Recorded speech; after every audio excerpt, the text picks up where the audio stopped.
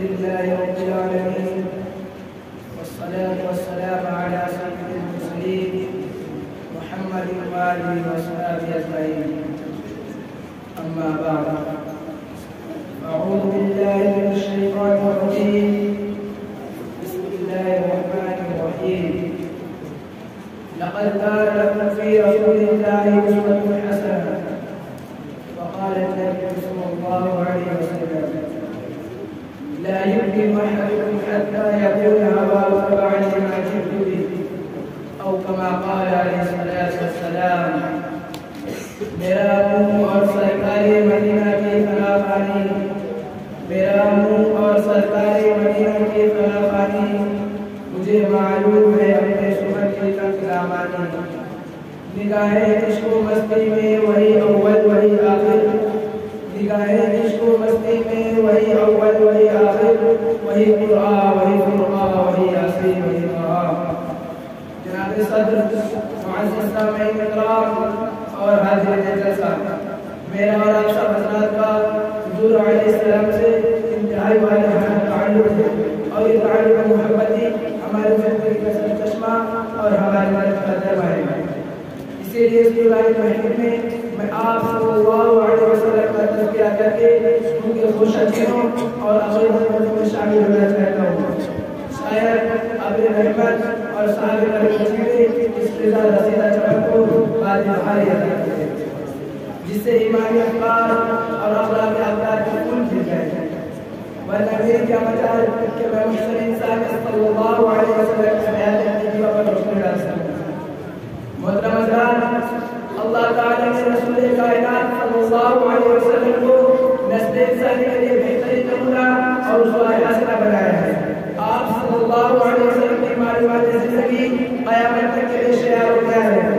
سیرت النبی کا ہر کوشش تھا اور ہر پہلو روشن ہے. یوم ولادت سے یوم وفات تک ہر لمحہ کو قدرت نے محفوظ کر دیا ہے. آپ صلی اللہ علیہ وسلم کی ولادت پر ساری دنیا میں ہلچل مچ گئی. ساری دنیا کے ساری دنیا کے بھوکے بل گر پڑے، بادشاہوں کے تخت پلٹ گئے. کسریٰ کے محل میں 1000 سال سے روشن آگ بجھ گئی. اس کے محل میں 14 کنگرے گر گئے. آپ صلی اللہ علیہ وسلم کی آمد پر ایک سمندر کی مچھلیوں نے دوسری سمندر کی مچھلیوں کو مبارکباد دی. آپ صلی اللہ علیہ وسلم کی پیدائش کے وقت آسمان کے فرشتے اتر آئے. والدہ ماجدہ فرماتی ہے کہ مجھے یوں لگتا تھا کہ ستارے میرے اوپر برس رہے ہیں. کسی نے کافر کہا ہے وہ آ گئے تو آ گیا دنیا میں انقلاب، وہ آ گئے تو آ گیا دنیا میں انقلاب، اجلا ہوا تمہارا رشتہ کر گئے. حضرات، آپ صلی اللہ علیہ وسلم کے نام پڑے ہوئے مخلوق جلے بلند کرتے ہوئے جس پر زندگی کا کوئی نشان نہیں تھا، پیدا ہوتے سر سے کیا اور انہیں کو آسمان کی طرف اٹھا دیا. ایک بادل نے آپ کا سایہ کر دیا اور اس بادل سے آواز آئی کہ اس بچے کو مشرق و مغرب میں گھما دو تاکہ سارا جہاں اس کی شکل و صورت ذات و صفات کو پہچان لے. اللہ نے آپ کے ہر ادا اور ہر طریقے کو محفوظ کرا دیا. آپ کے پیدائش کا واقعات کو محفوظ کرا دیا. آپ صلی اللہ علیہ وسلم کے ظلموں کو محفوظ کرا دیا. آپ کے کپڑے کو محفوظ کرا دیا.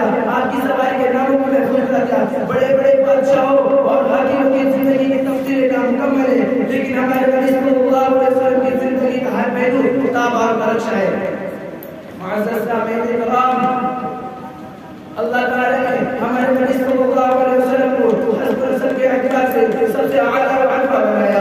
خود نبی صلی اللہ علیہ وسلم فرماتے ہیں کہ اللہ نے ساری کائنات کو چھانٹ کر اس میں سے انسان کو نکالا، پھر انسانوں کو چھانٹا اس میں سے عرب کو نکالا، پھر عربوں کو چھانٹا اس میں سے مزد کو نکالا، پھر مزد کو چھانٹا اس میں سے قریش کو نکالا، پھر قریش کو چھانٹ کر اس میں سے بنو ہاشم کو نکالا اور اس نے مجھے وحی بخشا. میرے پیارے دوستو، آپ صلی اللہ علیہ وسلم نے فرمایا اللہ تعالیٰ نے کائنات کے سب سے اعلیٰ و افضل حسب نسب والا مجھے بنایا. اللہ تعالیٰ نے آپ صلی اللہ علیہ وسلم کو حسب نسب میں جس طرح ممتاز بنایا، اسی طرح اپنے ذات و صفات کو بھی اعلیٰ و افضل بنایا. ورفعنا لك ذکرک، اے نبی ہم نے آپ کے ذکر کو بلند کر دیا. آپ صلی اللہ علیہ وسلم کا ذکر مشرق و مغرب میں پہنچے گا.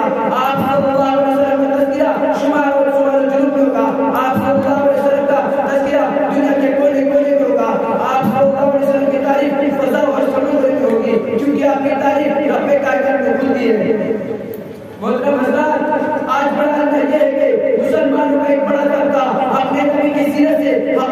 پر نوامے پہ، نہ اپنے نبی کا نام ماننا ہے، نہ اپنی زندگی میں اہم واقعات ہے، نہ بدر حنین کا پتہ ہے، نہ صلح حدیبیہ اور نہ تبوک کا کچھ میں، جبکہ اللہ تعالیٰ کے بعد ہمارے لیے سب سے بڑی معجزات محمد صلی اللہ علیہ وسلم تھے، جنہوں نے ہمارے لیے پتھر کھائے، جنہیں سلایا گیا، جن کے ساتھ بدتمیزی کی گئی، جنہیں تکلیفیں دی گئی، جنہیں مکہ کی مقدس زمین چھوڑنے پر مجبور کیا گیا، جنہیں کے راہوں میں کانٹے بچھائے گئے، جن کے چہرے پر گرد و غبار پھینکا گیا، جن کے قدم مبارک ہمارے لیے امتحان ہوئے۔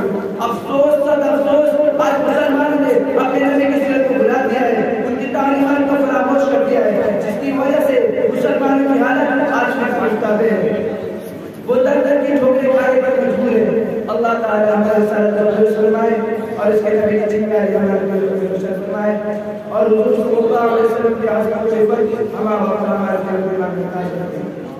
انہیں چند باتوں پر اپنی گفتگو ختم کرتا ہوں کہ محمد سے وفات ہوگی تو ہم تیرے ہیں، کہ محمد سے وفات ہوگی تو ہم تیرے ہیں، یہ جہاں چیز ہے کا جو قلم ہے